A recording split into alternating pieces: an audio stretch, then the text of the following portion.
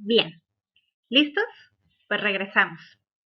Lo que sigue es el tipo de fibras musculares. Todas estas características que vimos anteriormente, que sí es anaeróbico y por lo tanto tiene una alta intensidad y es de poca duración, o por el contrario, es aeróbico, su intensidad es menor y por lo tanto puede durar más, depende del tipo de fibra que tenga. No todas las fibras son iguales y de hecho tenemos tipos de fibras musculares. El tipo de fibra muscular va a depender del tipo de miosina que tenga y de la velocidad de acortamiento que éste tenga. Estas dos características parecieran totalmente diferentes, pero la verdad es que van ligadas una de la otra. La molécula de miosina tiene 4 cadenas ligeras y tiene 2 cadenas pesadas, pues estas cadenas pesadas son las que van a determinar qué tipo de miosina es. Y además, estas mismas características de las 2 cadenas pesadas son las que van a determinar la velocidad de acortamiento de la fibra. Así pues, existen 2 tipos de fibras musculares, la tipo 1 y la tipo 2. Y en la tipo 2 existen subtipos. En el humano podemos encontrar 2 subtipos, el subtipo A y el subtipo X. Si vemos las características de estas fibras, la fibra muscular tipo 1 son fibras lentas y las tipo 2 son fibras rápidas. De los subtipos, la A siempre va a ser menos rápida que la X.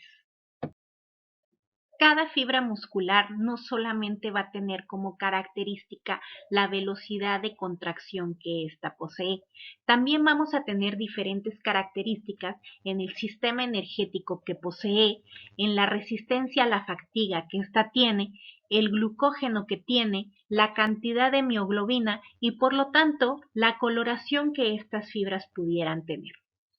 Un ejemplo lo podemos ver en el dibujo que está en la parte de abajo. Si se fijan, el primer dibujo nos representa a una persona corredora de largas distancias. Esta persona corredora de largas distancias, el sistema energético que mayormente ocupa es el aeróbico. Por lo tanto, la velocidad de reacción de sus fibras musculares va a ser lenta. La cantidad de glucógeno que necesita para llevar a cabo este deporte va a ser bajo, pero va a tener una resistencia a la fatiga mucho mayor que las demás. La cantidad de mioglobina se ve alta por la parte rosada que tiene y por lo tanto el color de sus fibras se van a ver más rojas. Si lo comparamos con el dibujo del extremo derecha, vamos a ver que es un corredor velocista. Este corredor velocista, por lo tanto, su sistema energético es anaeróbico. En este caso, la velocidad de contracción de sus células va a ser más rápida y por lo tanto su resistencia a la fatiga va a ser muy baja. Va a tener una alta concentración de glucógeno porque es el sustrato energético que más ocupa. Y vamos a ver que tiene una concentración de mioglobina más baja. Por lo tanto, sus fibras se van a ver blancas. Todas las personas tenemos los diferentes tipos de fibras musculares y habrá músculos en nuestro cuerpo que posean más cantidad de un tipo de fibra que de otro.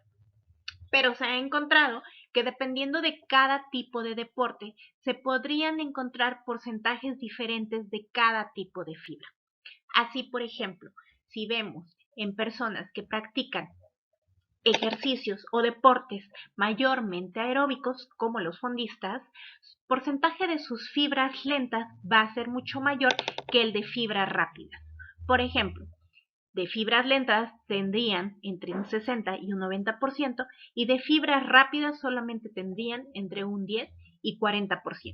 Si a esto lo comparamos con deportes que son mayormente anaeróbicos, como los velocistas, vamos a ver que sus fibras lentas van a ser en menor proporción, de 25 a 45% solamente, mientras que sus fibras rápidas van a ser mucho mayores, de 55 a 75%.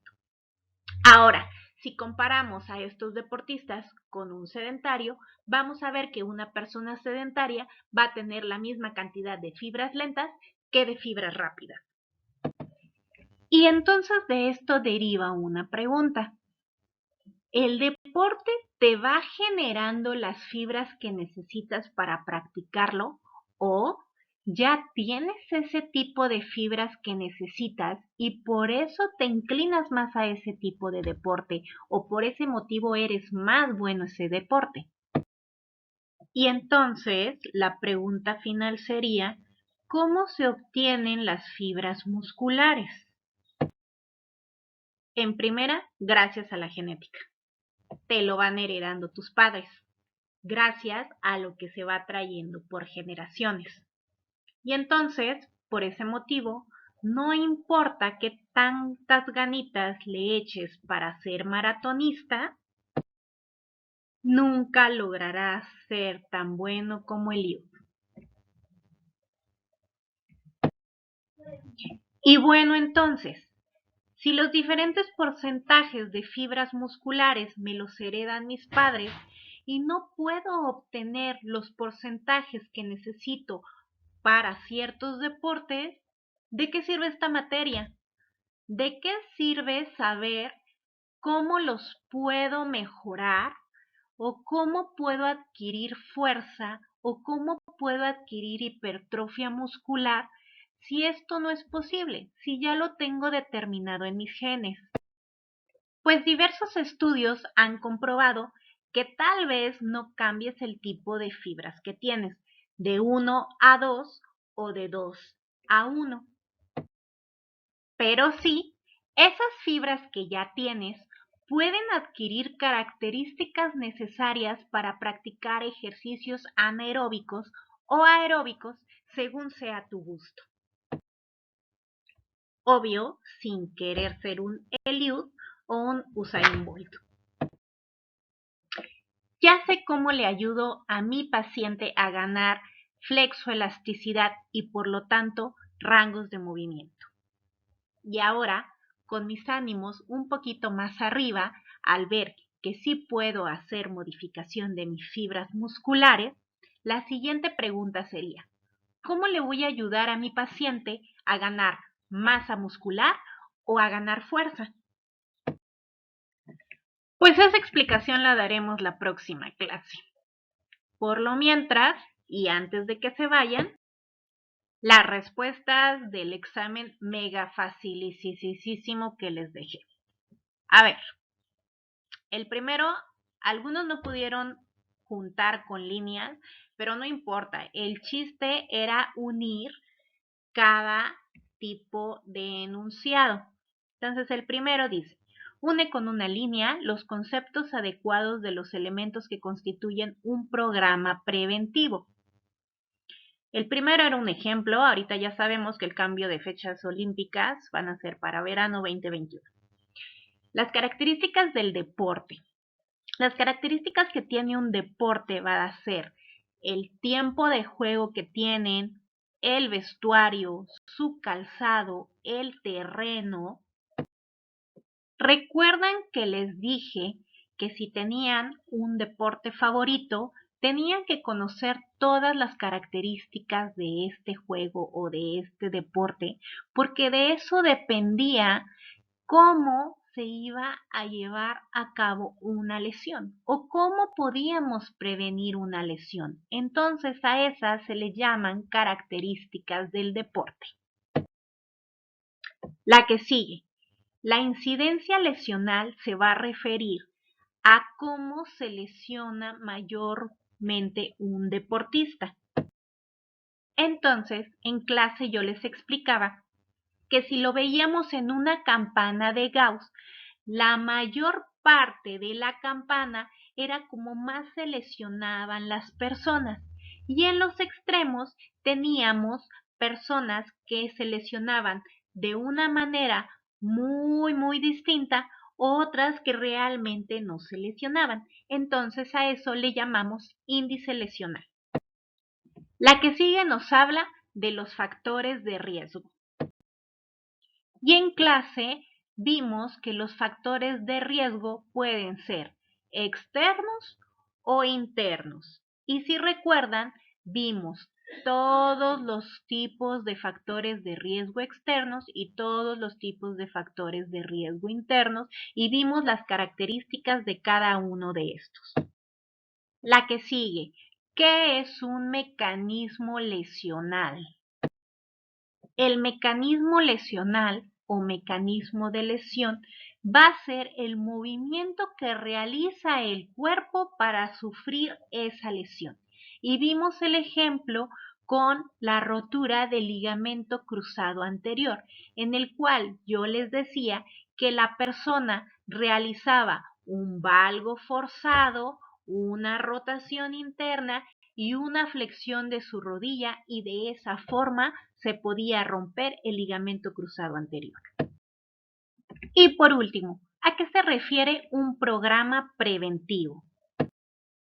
Pues un programa preventivo va a tener los ejercicios necesarios para mejorar la flexoelasticidad, la fuerza, la propiocepción y el equilibrio, los ejercicios propios del deporte para que el paciente pueda regresar a él y en todo momento se tiene que estar entrenando los ejercicios aeróbicos.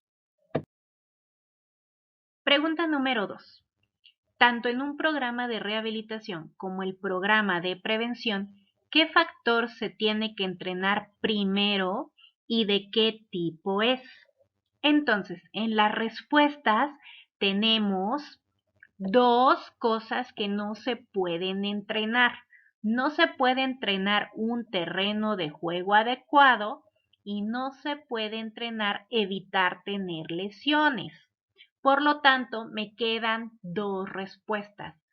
La fuerza, que sí la podemos entrenar, y la flexoelasticidad, que también la podemos entrenar.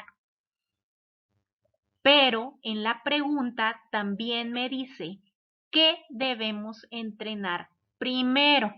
Y como siempre, antes de entrenar la fuerza, tenemos que entrenar la flexoelasticidad, o sea, tenemos que mejorar mis rangos de movimiento. Pregunta número 3. En el manual que les he enviado, ¿qué tipo de estiramientos se están realizando? En el manual que les envié vienen los ejercicios que estuvimos haciendo en la clase. Y en la clase yo les expliqué que este tipo de ejercicios eran ejercicios de flexibilidad estáticos. ¿Por qué? Porque no estábamos caminando ni haciendo movimientos mientras íbamos caminando. Por eso se llamaban estáticos. Estábamos en un mismo lugar. Y se llamaban activos porque nosotros éramos los que estábamos realizando el movimiento. Para poder ser pasivos, nosotros tenemos que estar flojitos, relajados y otra persona va a ser la que nos va a realizar los estiramientos. Pregunta número 4. Mi paciente de 15 años tiene una epicondilitis. Yo sé que tiene que hacer estiramientos de todo el brazo y del antebrazo, pero primordialmente, ¿qué músculos tendría que estirar? Recuerdan que les mencioné que la epicondilitis, si nosotros vemos mi pulgar, que es la antena del radio, quiere decir que este radio tiene un cóndilo que gira en esa cabeza del radio. Entonces, está por arriba de un cóndilo, por eso se llama epicondilitis. Y la epicondilitis se da por que mis músculos extensores de mi mano están funcionando de más. ¿Para qué? Para hacer reveses en las personas que practican tenis o cualquier otro deporte que tengan que hacer este movimiento de muñeca. Por lo tanto, los músculos que tengo que estirar son los extensores de la mano. Y dentro de las respuestas, los que tienen extensores de la mano es la respuesta C. Y la última pregunta, mega fácil. Solamente era copiar y pegar imágenes que creyeras necesarias para que mi paciente anterior realizara estiramientos. Y en la misma pregunta les había dicho, sé que mi paciente tiene que realizar estiramientos de todo el brazo y de todo el antebrazo. Entonces lo único que tenían que hacer era copiar y pegar imágenes que nos enseñaran a hacer estiramientos del brazo y del antebrazo. Y bueno, ahora sí, terminamos la clase de hoy. Nos vemos pronto y sigan estudiando que viene el siguiente examen.